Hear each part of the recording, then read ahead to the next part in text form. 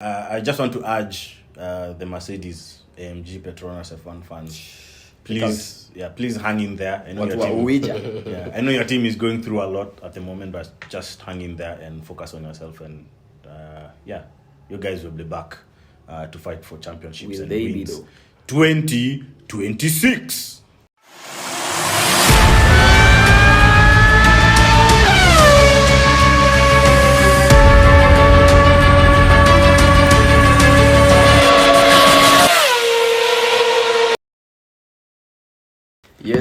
Yes, indeed. We're back again for another episode of the PITBOARD podcast.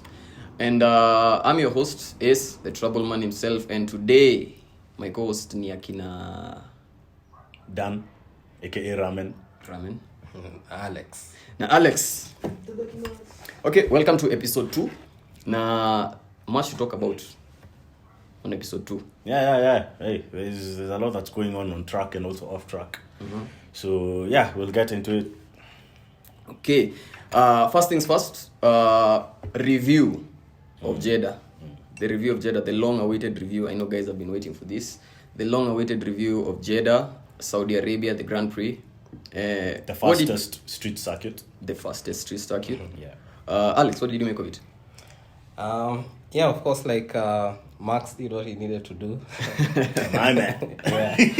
So I was checking to see if he will make it all day, but I think that was pretty amazing of him. Then I think no complaints about Mercedes. I mean, with what they have, where they are, they're making do with what they have. Yeah. Okay. Yeah, then with Alonso, still maintaining Alonso. Much to talk about on Alonso Pia. Yeah. So Ramen, what did you make of it? Expected. Na seti jumini mtu wa Red Bull, but facts are na kwanza umekuja drip hey, dropping. Hey, mzee, it's getting wet in here, mzee. The Red Bull match. Na vitu ulitoa wapi? Fuelforfans.com. Na sijui hata kwa nini na plug na tu pakia taka. But anyway, it was expected the result. Checo, Max and Alonso. So it's Max P2, of course, because he had to take he didn't qualify in Q2. So he qualified 15. And a realistic result, as much as Max is Supermax, I don't think he would have. I wouldn't really call it unrealistic because it's expected. When you have a jet for a car, you know know what to expect. But when Checo is on pole and Max is P15, he has to wrestle some guys, some 13 guys. Before he gets to Checo. I mean, and the 13 guys up on Dani, they are not non-player characters. These guys, we're talking about Ferraris, we're talking about Mercedes, we're talking about Alpines. So Max had his work cut out for him. So P2 was a realistic result, and happy he got there. Ilikuwa shades of, kind of nilikuwa naona Max proving to guys like he's an actual racer. When I think it's Alonso who actually said it. When you're on top, when you're in front of the field, ukiwapo mbele ya the grid, racing is actually easier because all you have to do is make consistent fast laps. That's all you have to do. Mercedes and Lewis. Yeah, consistent fast laps. Speaking of Mercedes and Lewis, what did you make of Mercedes and the result they got over the Grand Prix? I think they had a really good result. Both George and Lewis were able to beat Ferraris. Yeah, that's decent for them. Yeah, that's really decent for them. If you think about it, as in last year, they ended not on a high note, but they ended also not on a very good note because they were P3 constructors, right? Yeah. And this year, W14 zero side pods, high expectations, but from race 1, I think it was W13 Pro Max. Yeah. It was a hard pill to swallow for Mercedes. And if you follow the developments after the first race, it's clear that they took the wrong direction. So seeing them still stick to their guns with the W14 at Jeddah and finishing on top of Ferrari, I think that was a good result for both George and Hamilton. Funny you've mentioned them sticking to their own guns. Alex, Lewis Hamilton came out and said you just can't slap side pods onto a car and expect the W14 to go faster. What do you make of his comments? I don't know. Maybe I think he's a bit frustrated to some degree. Yeah. With his team and like the deal. Because like even like you were saying, like I think at this point there's nothing you really put on the car to make it like the performance change. At this point. So Facts. Yeah, I kind of maybe get where he's coming from. I mean, Lewis has always been a spicy fellow in terms of how he dresses, how he conducts himself. Interesting to see how he conducts himself with spicy interviews, because you know Lewis anakuanga the cool calm guy, ladies love him because anakuanga that soft spoken guy, ule mtu mzuri, champion guy, nini. Sasa hii ameanza ku drop bombs after every interview. Sijui kutakuaje. Mimi naona shades of trouble in paradise huko Mercedes. Yeah, I do agree something could be happening at Mercedes. If correct me if I'm wrong, Lewis is yet to renew his contract. Facts. At Mercedes. Facts. Right? And as much as we can say it's a given, he's always been the poster boy, if I may put it like that. Yeah. For Mercedes. He's been that guy for me now. For me, so with the recent comments from Lewis, he's never criticized the team that much. I think this is 2-2. Yeah, as in it's 2-2. There's something different going on. I'm not saying that probably he won't sign. And also the red flag with Angela going and Angela leaving. Like people are trying to downplay it and stuff. So Angela the PA. Yeah. People are trying to downplay it at it was like a behind the scenes thing and she but I mean I can smell a rat, bro. Speaking of people leaving Lewis Hamilton. There's a designer. You see the designer who usually does the Lewis drip or whatever. Who is she? I think it's a gentleman. Oh, it's a gentleman. Yeah. Okay. He left Lewis. God damn, Lewis. What are you doing wrong? God damn, Lewis, what are you doing wrong? The ship is sinking. But anyway, I wanted to sing, bro. I'll be honest with you. I wanted to sing because I still do see Lewis Hamilton in a red car. I see a red number 44. Hey. Who is he going to replace? With the news coming out that Charles is unsettled, I think if Charles leaves and the seat opens up, I think Lewis will be tempted to go into Ferrari. And I think Ferrari will actually do good with a guy like Lewis as a driver for them because the experience and everything. Mm-hmm. Remember when Schumacher went to Ferrari and like alikuwa like in control of things, alikuwa na handle things, and the engineers were just like messing around and things like that. I think wanahitaji that guy who's actually proven, because the guys they have right now, like Carlos got his first race win last season. Yeah, Silverstone.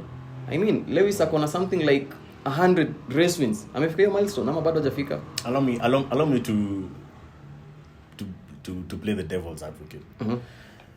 I don't think Ferrari have a driver's problem or a driver's trying to lead development problem. I think it's there are other forces outside Scuderia Ferrari that could be messing things up. I can't disagree with you on that. But don't you think sahi tuna throw screws and spanners into the works sahi tukijaribu to solve the problem? Mm-hmm. Don't you think having an experienced driver, a driver who has been through the gutter, who has done everything for a team into the team, don't you think that's a plus for them? Because with Akina Carlos, we've seen Carlos and Charles, we've seen them crack under pressure when they are needed not to crack. Yeah, and that's a problem. You don't need your top drivers, your two best drivers, to crack under pressure. Yeah. Yeah, well, that's true. But to be successful in Formula One, you need three things. Three things have to align. You need the team, you need the car, and you need the driver. Right? Charles is a pretty good driver, and as you've actually said, not once, not twice, multiple times, that if there's someone who can take the fight to Max, it's Charles. Yeah, but for some reason he keeps letting me down. Hold up. Yeah, well. Therapy, bro. Therapy. So Charles is a really good driver. Carlos, on some good days, he can bring good points home. Yeah. The SF75, the car, Ferrari has a decent car. It's a good car. Last year, they had the best car on the grid.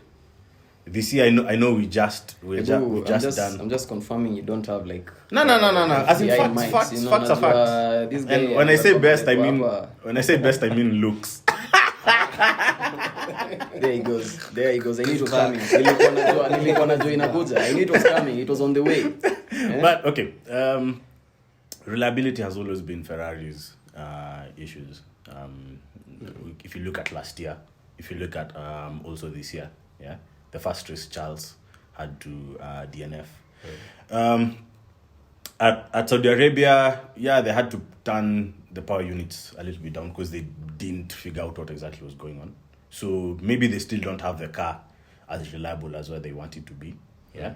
And for you to have a reliable car, you need the team that's building the car. You need dedicated resources. As in, you need a technical direction that will develop the car not just for that year, but also for next time provide a stable platform for the next coming years. Yeah.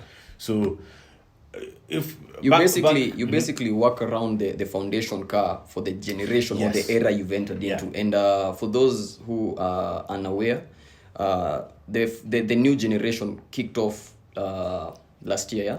Last year was the first year of the new generation of cars. The ground effect. Yeah, the ground effect cars. They are more aerodynamically acute. Yeah. And apparently, Kenya umesema ni ukweli. Yeah, Ferrari did get it right. They got the power right, but they're getting the power and the aerodynamics to work together. Yeah. Imekuwa ikiwasumbua. Okay, enough about Ferrari. Back to what you're saying about Lewis. So if Lewis comes on board, what do you think he's coming to? What do you think he's bringing to the table? To get number 8, God damn it. No, but as a driver, what is he bringing to the table, to the team?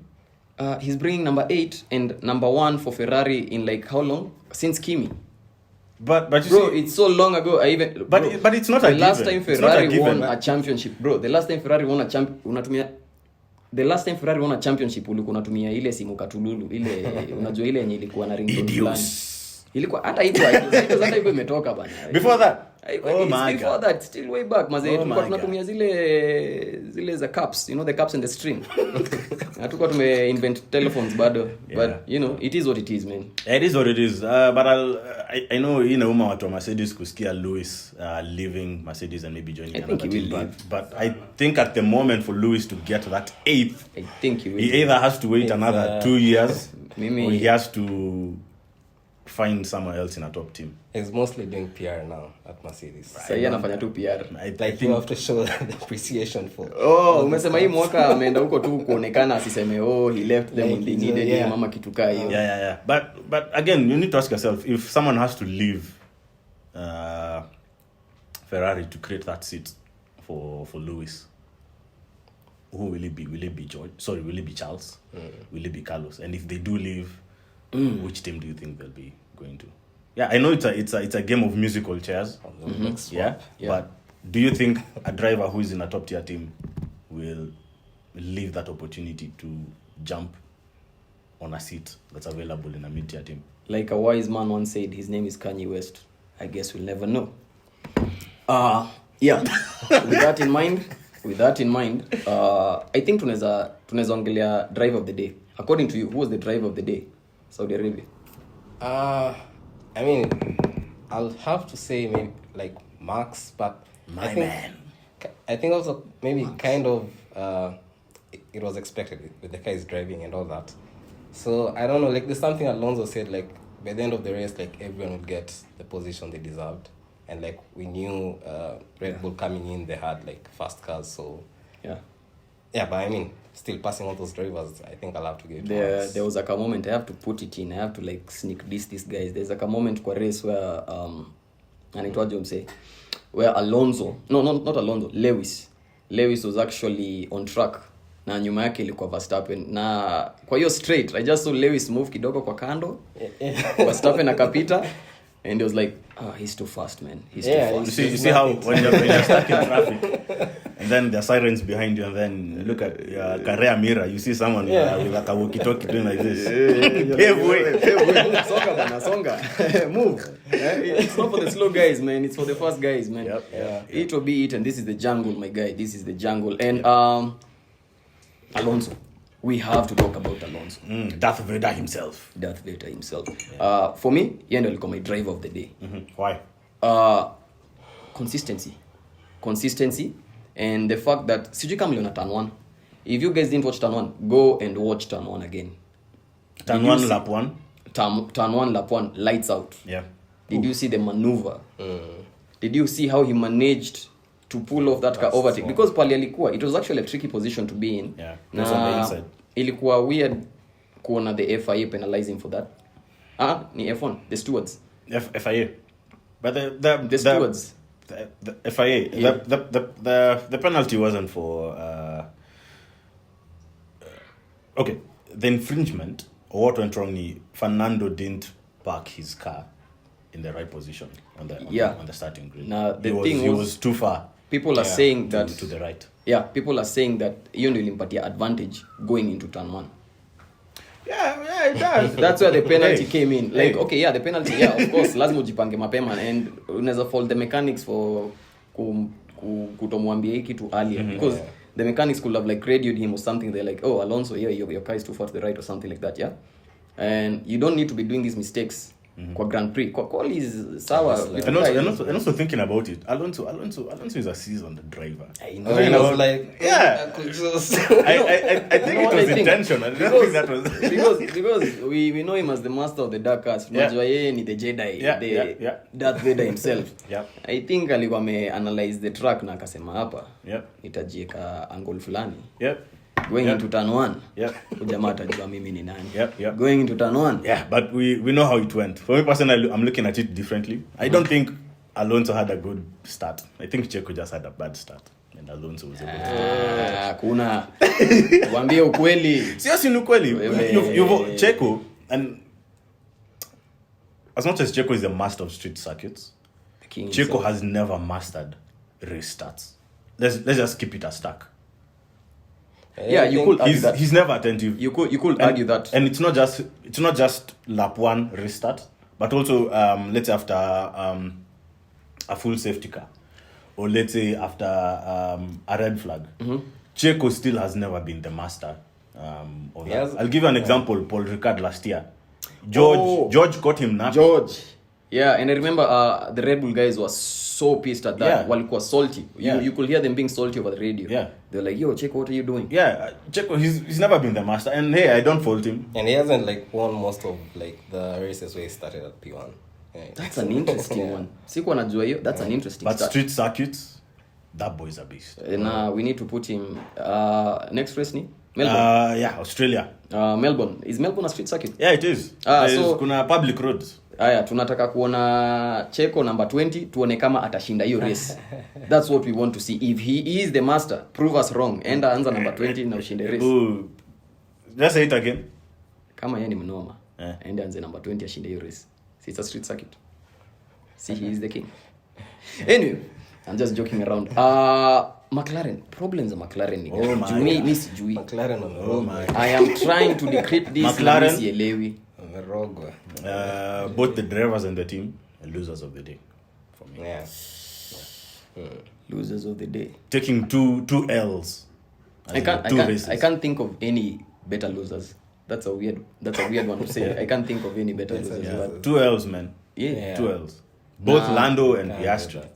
Sasa with the papaya outfit going south. Unajua kwanza kwa watch along there was this ka lady and I was interviewing her kwa watch along ya PITBOARD and she was like I'm a McLaren fan and I was like you guys exist. These guys exist. Unajua aliens. These are like guys are aliens. Like nilikuwa so shocked hadi ilibidi cut. Ndio kwanza nimuulize, are you serious? Are you trolling me? Are you trying to see my reaction on live TV? Yeah. What is it? I also know only one other McLaren fan. Is it a she? No, it's a gentleman. Okay. You're trying to draw patterns. I'm trying to see the patterns. But he's going through it. Oh my God. We also know one. Yeah. The guy from the picture. It's a gun pointed to his head. Yeah, he's going through it. That's an interesting one, mazee. Watu McLaren mazee wanapitia. I think issue of McLaren ni more to do with the development of their car. Once you get it wrong, you can never catch up. once you get it wrong the first time you can never catch up. Facts. So I think McLaren guys mta have kungoja hadi around Facts. hapo 2026. Facts. But They are speaking of a huge update. Which huge at update? Baku. Updates zao ni zile za Windows. Unajua zile updates za Windows. Zile regular updates but nothing ever happens. Zile updates za Windows 11 for those updates zinakuja but nothing ever happens. No bug fixes, no nothing. Bado lap yako ita crash, whatever it's doing bado haitafanya. Well, they say it's a huge update. Of course, I'm not expecting them to compete at the top of the middle field. Right now, if you look at the stats this season, they are the bottom. So with this huge update, I think maybe they might get on top of maybe Haas or definitely AlphaTauri. But I don't see them catching up to Alpine. They can't. Yeah, they're not in a position to actually. Or Mercedes Benz. Or And, Mercedes Petronas. I really feel for Piastri because remembering last season, he was going to Alpine. Oh yeah. Then Remember the Twitter fiasco. The Twitter fiasco, like things were heated huko Twitter, and it's crazy to see what next for him because anateseka huko McLaren. Na we know Daniel Ricciardo is somewhere in Red Bull offices, feet kicked up. Feet kicked up, drinking that ile kinywaji yake ile yenye utembea nayo kila mahali. Doing TikTok dances. And doing whatever, like mulinichuja. You know, you deal with the consequences of getting me out. It was a gamble on Piastri's side. Because McLaren last year, they were competitive, if I may put it that way. But this year, no win still. Yeah, but when I say competitive, we have to be realistic. If you look at the grid right now, the guy has been on the grid for 6 years and he still has 0 wins. And there's the lower. So McLaren was somewhere there in the mid. But this year, oh my God, Piastri. Well, it's his first year, and if McLaren don't get their shit together, then I think Piastri will really start his F1 campaign on the back foot. Yeah, you said something. No, I was asking any chance of them improving. Who, McLaren? Yeah. Well, I have to side with Ace on this. In Formula 1, there are no miracles. You just don't bring an up and then you leapfrog. You leapfrog 3 constructor positions or driver positions. Yeah. So just the same thing to McLaren fans. Sorry, same thing Mercedes and McLaren fans. Probably end of next year. That's I have zero logic behind this, but I don't believe in miracles. Yeah. So maybe end of the year we might see maybe where McLaren might be next year. But this year, I think it's done. With that in place, championship outlook according to you, unaonaje so far? With 2 races in, 2 of 13. Is it 13 races? 23. 23. Wait, is that 23 including China? Not sure about that. I think it's 22. I think it's 22 now. Yeah? 22, yeah? So, championship outlook, 2 out of 22? I'm thinking... definitely Red Bull. My man. Then I might say Ferrari, but maybe Mercedes might. Second? Who? Come on. Who? Mercedes? Nah, bro. Come on, bro. Nah. Maybe. Nah. That's not the one. Nah, he's entitled to that's not an opinion, but that's nah. Hapo hakuna cha opinions, but Mercedes can't do. Na hiyo W13 Pro Max. Kuna pale wanaenda. Mpaka waongeze side pods kwa hiyo kitu ndio itafanya kazi. If they continue down this route, I will go on record saying again, problem ya Mercedes ni kujifanya wajanja.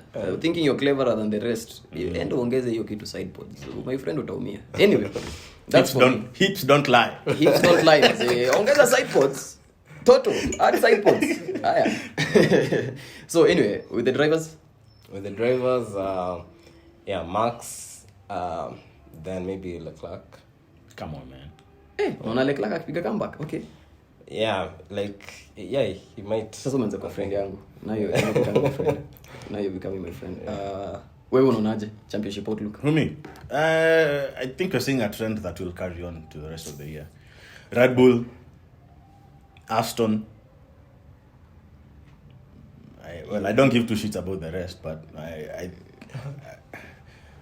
if Mercedes bring consistency, they might actually beat Ferrari from the third spot. You are seeing a 2020 performance from Ferrari.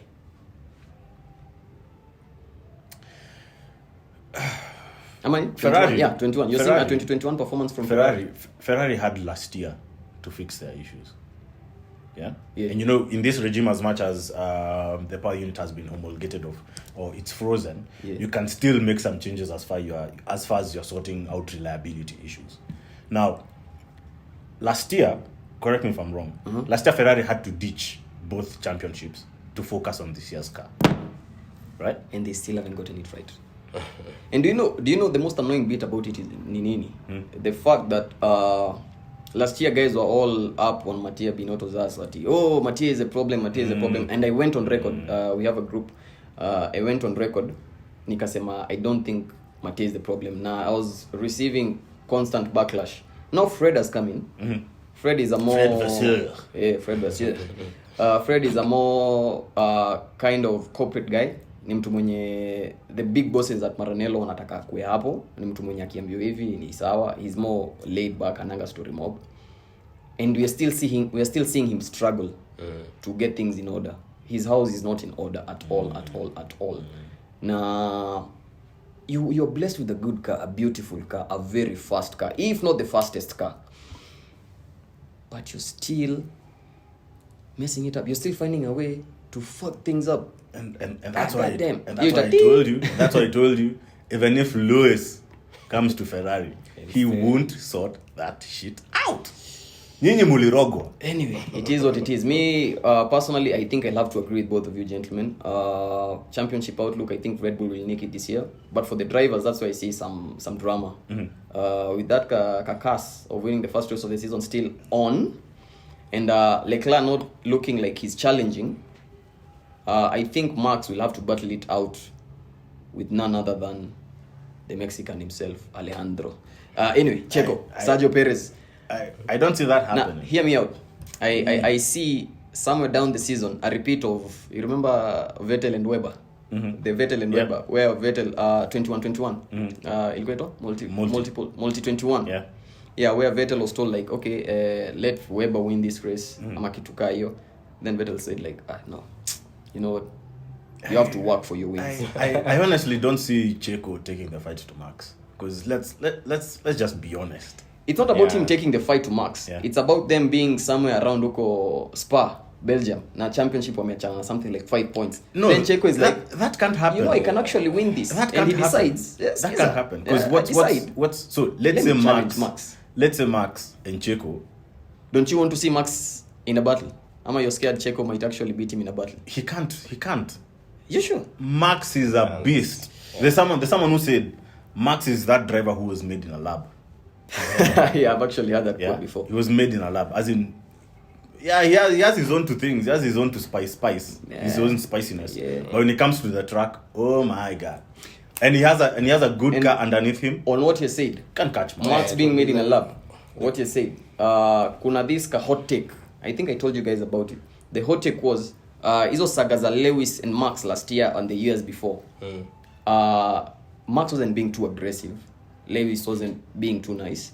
They were both fighting for something called a racing line. Both of them were fighting for a racing line. And it depends how bad you want it. How bad do you want the racing line? Because the racing line, the racing line wins you the race. A consistent racing line and speed wins you the race. Facts. And I really can't disagree with that, Nini, with that hot take. Because like when I now think about it, Max wants to lead, Lewis wants to lead. Yeah. We can't both lead. If we clash, it happens. Yeah. Who's going to yield? Clashing happens in every sort of competitive sport. And F1 is the most competitive motorsport there is. So it's bound to happen. Ama namna gani? Yeah, that's true. Yeah. That's true. And that's a common trait among champions. Facts. Schumacher had the same thing. Facts, a lot. Vettel, Senna, everybody. Every great driver had these things. Hata Vettel mwenyewe. You see the multi 21. They happen. And with that, unaonaje Melbourne? Of course, Max leading, then my man. Maybe Checo. Mad Max, goddamn. Alonso. Yeah, Alonso. Yeah. You don't see a Ferrari in there between hapo mahali hapo. He's a logical thinker. like I always say, like I'll always be looking for, and like Clark will like kind of build up as the season goes along, but maybe Bado, yes. Bado, they still have to sort out some issues. We'll see if Alonso can like kind of maintain his position moving down the season, but yeah, for now I think that's still going to be what we see. With Melbourne, I think I'll have to agree with you hapo. Leclerc will actually atakuja catch up as the season progresses. Now it's a situation whereby after Melbourne kuna a 3-week gap until the next race. So I think that's the best window Ferrari have to work on their car undisturbed. Like when they took a tunnel vision, they work on the car because the car is good, the engine is good, or fix whatever they need to fix. Not only Ferrari, all the other teams. Watuka McLaren desperately need that window to think. They need that window to think. That's like a small vacation or something. Yeah. Where they can think about the car and vitu kaa hizo. Yeah. Na watuka Alonso waendelee ku, feed their chakra with dark arts. Do whatever he's doing, bana. So I see Melbourne number 1. Max will take it. Checo maybe. But I see a Ferrari on the podium. Do you think Max will have the same reliability issues like he had last year? I hope so. Because praying for it. I'm fasting. Bahrain, Jeddah, Max had the same gremlins, transmission issues. What makes Australia any different? Do you think Red Bull will get on top of it before the Australia GP? I hope they don't. I hope they don't. Tema yo mate. Kwanza ndio nameza vizuri. Anyway, you saw the practice runs though. Like I think Ferrari performed like slightly better than Red Bull. Yeah, but unajua kwa hiyo sijui hiyo siwezi, I really can't rely on it because I remember watching free practice ya Jeddah. Na we were watching, tulikuwa tuna watch pamoja, na ilikuwa something interesting kuona the Ferraris ilikuwa zinatoka 10th, 12th. Hadi we were like sandbagging. Hadi we were like, are they sandbagging? What what is this? It makes sense. Then quali, you're like, then quali. The F watu wametoka wapi? Charles Leclerc. They call him Leclerc. Charles Leclerc. Yeah, Charles Leclerc came up clutch. Kazi yake anajuanga tu kuqualify.